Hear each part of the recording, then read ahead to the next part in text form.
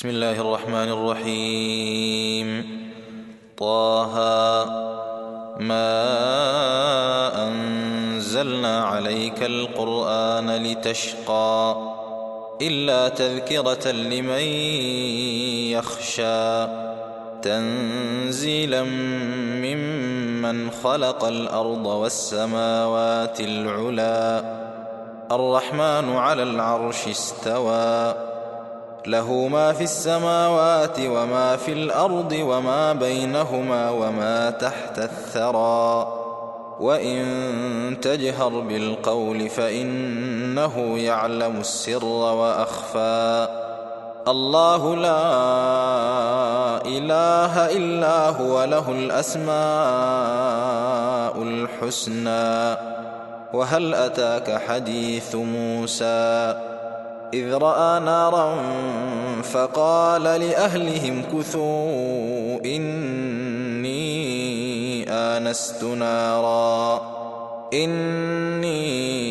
آنست نارا لعلي آتيكم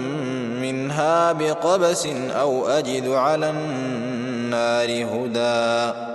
فلما أتاها نودي يا موسى إني أنا ربك فاخلع نعليك إنك بالوادي المقدس طوى وأنا اخترتك فاستمع لما يوحى إنني أنا الله لا إله إلا أنا فاعبدني وأقم الصلاة لذكري إن الساعة آتية أكاد أخفيها لتجزى كل نفس بما تسعى فلا يصدنك عنها من لا يؤمن بها واتبع هواه فتردى وما تلك بيمينك يا موسى قال هي عصاي أتوكأ عليها وأهش بها على غنمي ولي فيها مآرب أخرى قال ألقها يا موسى فألقاها فإذا هي حية تسعى قال خذها ولا تخف سنعيدها سيرتها الأولى واضمم يدك إلى جناحك تخرج بيضاء من غير سوء آية أخرى لنريك من آياتنا الكبرى اذهب إلى فرعون إنه طغى قال رب اشرح لي صدري ويسر لي أمري واحلل عقدة من لساني يفقه قولي واجعل لي وزيرا من أهلي هارون أخي اشدد به أزري وأشركه في أمري كي نسبحك كثيرا ونذكرك كثيرا إنك كنت بنا بصيرا قال قد أوتيت سؤلك يا موسى ولقد مننا عليك مرة أخرى إذ أوحينا إلى أمك ما يوحى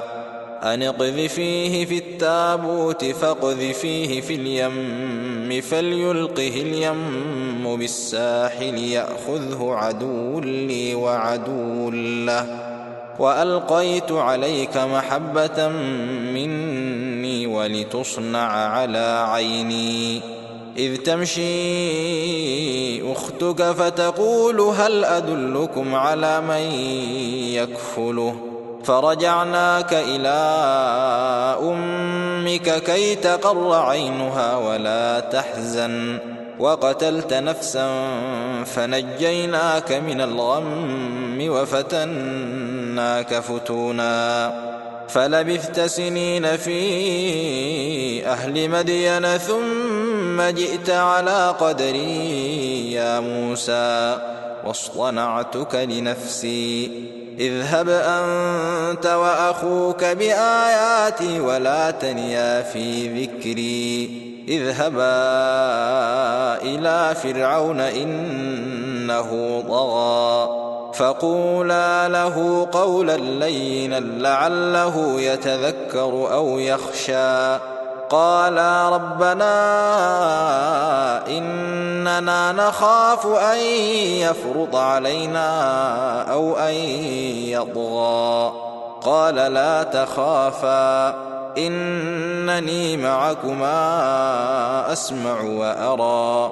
فأتياه فقولا إنا رسولا ربك فأرسل معنا بني إسرائيل ولا تعذبهم قد جئناك بآية من ربك والسلام على من اتبع الهدى إنا قد أوحي إلينا أن العذاب على من كذب وتولى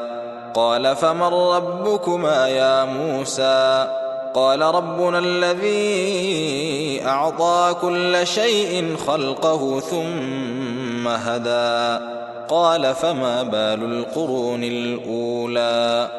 قال علمها عند ربي في كتاب لا يضل ربي ولا ينسى الذي جعل لكم الأرض مهدا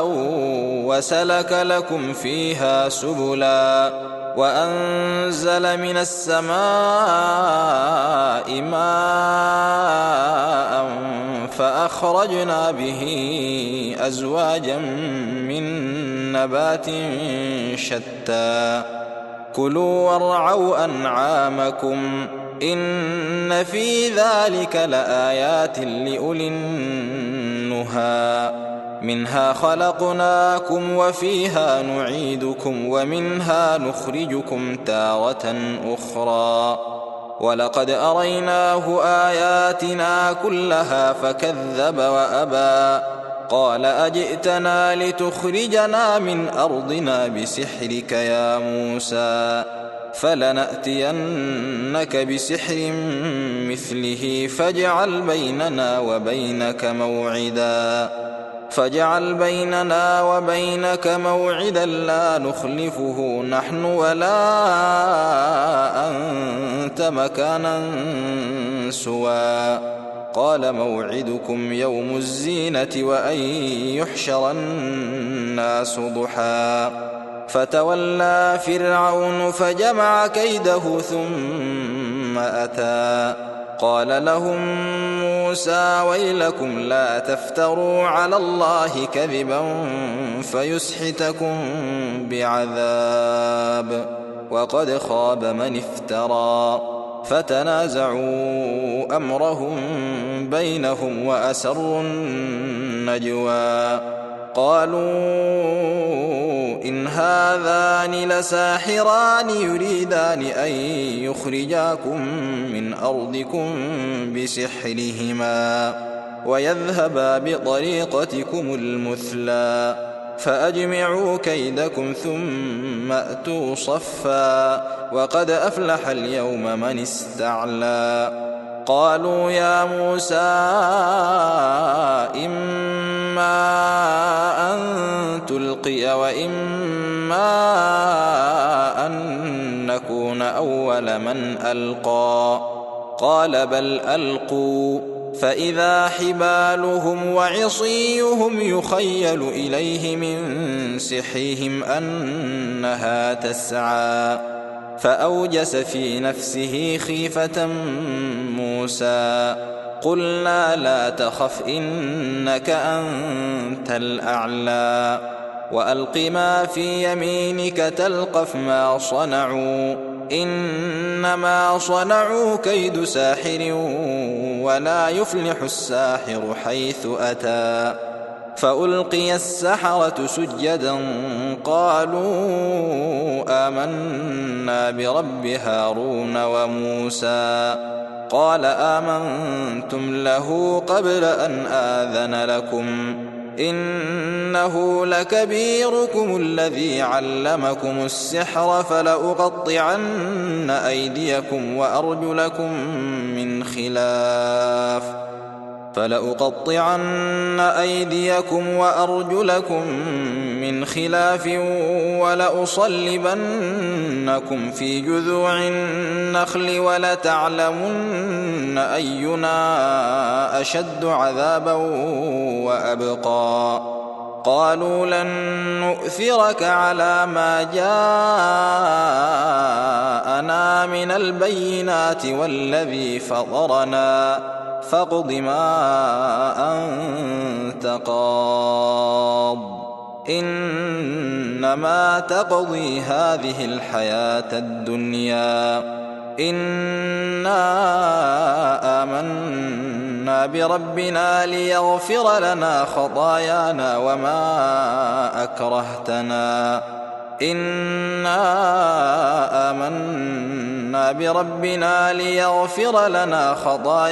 وما أكرهتنا عليه من السحر والله خير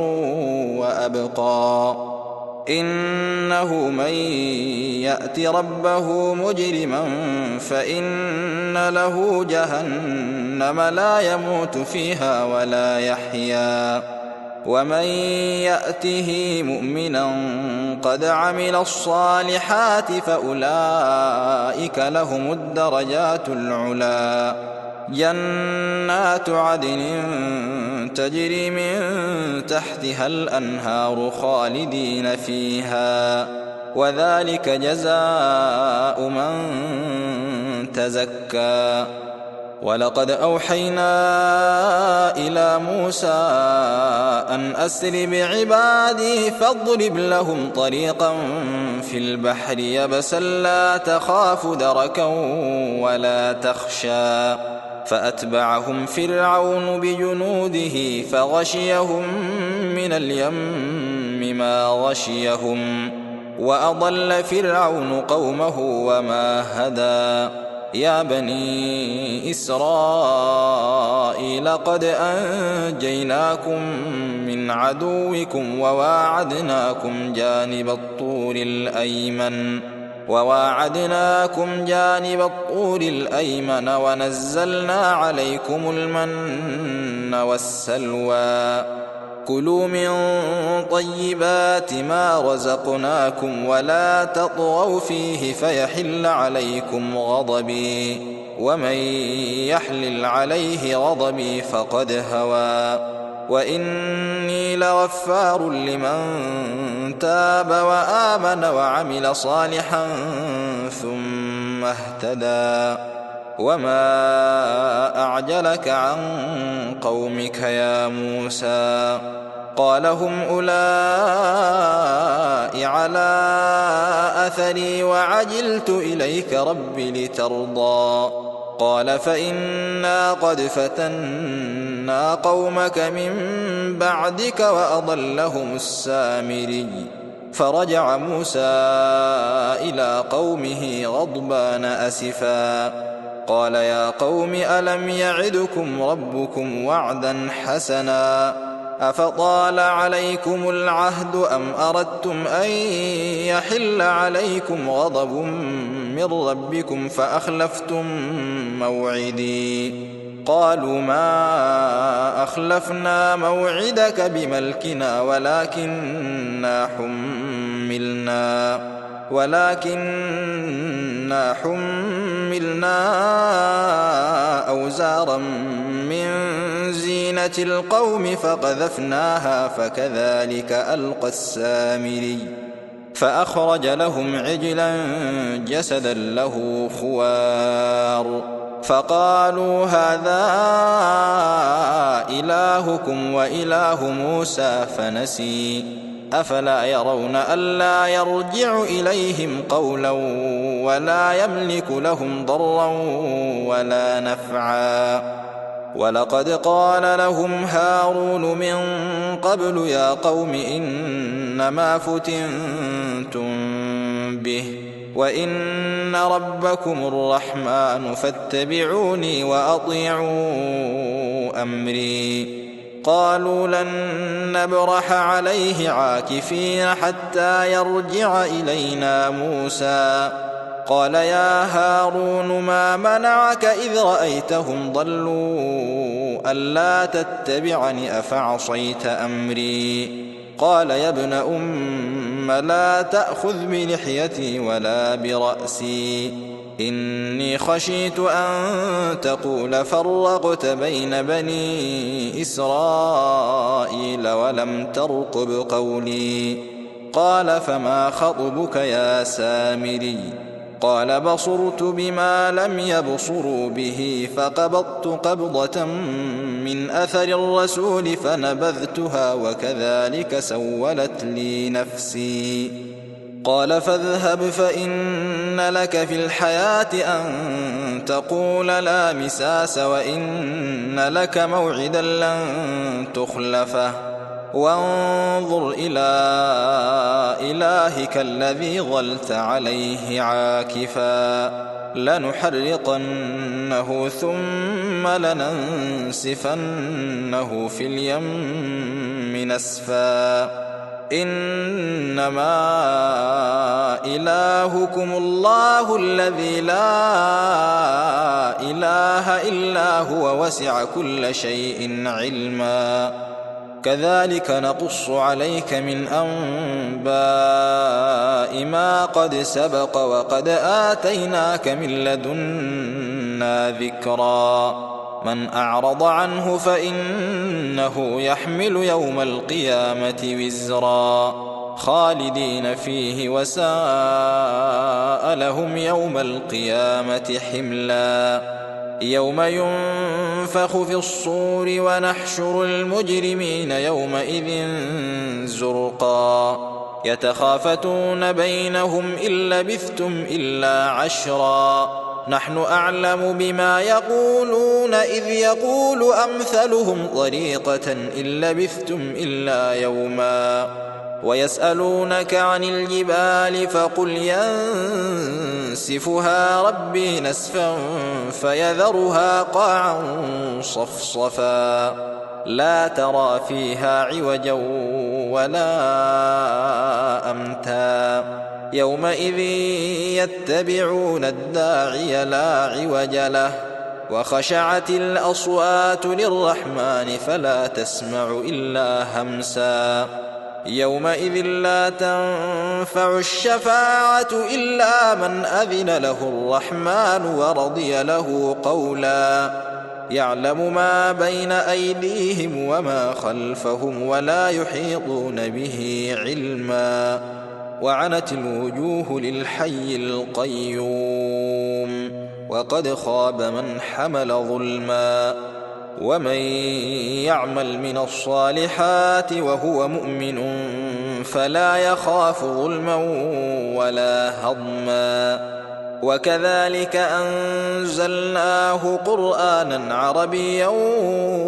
وصرفنا فيه من الوعيد لعلهم يتقون أو يحدث لهم ذكرا فتعالى الله الملك الحق ولا تعجل بالقرآن من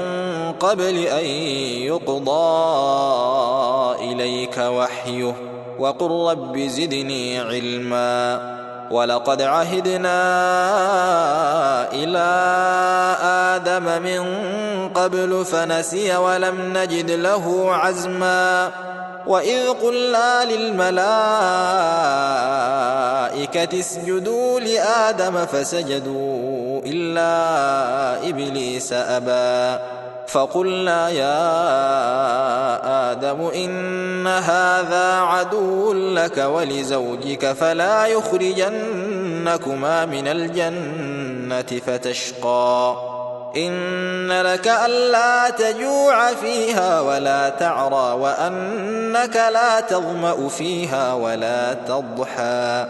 فوسوس إليه الشيطان قال يا آدم هل أدلك على شجرة الخلد وملك لا يبلى فأكلا منها فبدت لهما سوآتهما وطفقا يخصفان عليهما من ورق الجنة وعصى آدم ربه فغوى ثم اجتباه ربه فتاب عليه وهدى. قال اهبطا منها جميعا بعضكم لبعض عدو، فإما يأتينكم مني هدى فمن اتبع هداي فلا يضل ولا يشقى، ومن أعرض عن ذكري فإن له معيشة ضنكا ونحشره يوم القيامة أعمى. قال رب لم حشرتني أعمى وقد كنت بصيرا. قال كذلك أتتك آياتنا فنسيتها وكذلك اليوم تنسى، وكذلك نجزي من أسرف ولم يؤمن بآيات ربه، ولعذاب الآخرة أشد وأبقى. أفلم يهد لهم كم أهلكنا قبلهم من القرون يمشون في مساكنهم إن في ذلك لآيات لأولي النهى، ولولا كلمة سبقت من ربك لكان لزاما وأجل مسمى. فاصبر على ما يقولون وسبح بحمد ربك قبل طلوع الشمس وقبل غروبها ومن آناء الليل فسبح وأطراف النهار لعلك ترضى. ولا تمدن عينيك إلى ما متعنا به أزواجا منهم زهرة الحياة الدنيا لنفتنهم فيه، ورزق ربك خير وأبقى. وأمر أهلك بالصلاة واصطبر عليها لا نسألك رزقا نحن نرزقك والعاقبة للتقوى. وقالوا لولا يأتينا بآية من ربه أولم تأتهم بينة ما في الصحف الأولى ولو أنا أهلكناهم بعذاب من قبله لقالوا ربنا لولا أرسلت